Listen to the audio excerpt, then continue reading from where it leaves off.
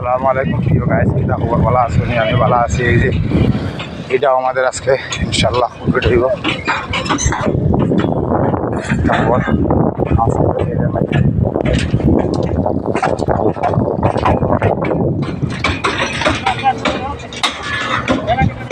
আজ বহুত উরস্থল কাম চলছে করবেন। আজ মনে শেষ হয়ে যাবে নাকি? হ্যাঁ,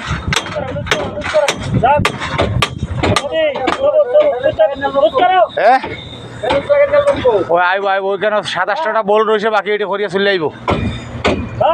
তুমি তো শেষ করে দাও।